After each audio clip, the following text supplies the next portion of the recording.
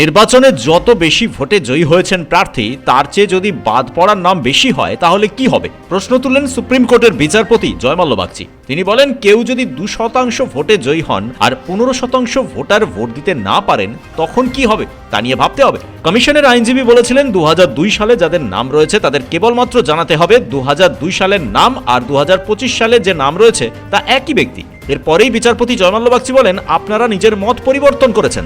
বিহারে এসআইআর এর জন্য যে লিখিত তথ্য দিয়েছিলেন তার সঙ্গে বাংলার ক্ষেত্রে আলাদা হচ্ছে। বিহারে কোথাও বলা হয়নি সবাইকে নথি জমা দিতে হবে। এরপরেই গোটা বিষয়ে হস্তক্ষেপ করেন প্রধান বিচারপতি সূর্যকান্ত। তিনি বলেন, 2002 সালে যার নাম ছিল তাকেই প্রমাণ করতে হবে তিনি একই ব্যক্তি। তার বক্তব্যে সমর্থন জানান নির্বাচন কমিশনের আইনজীবী। বিচারপতি জয়মাল্য বাগচি বলেন, ট্রাইব্যুনালের পক্ষে দ্রুত কাজ শেষ করা সম্ভব নয়। ব্যুরো রিপোর্ট, পূবের কলম ডিজিটাল।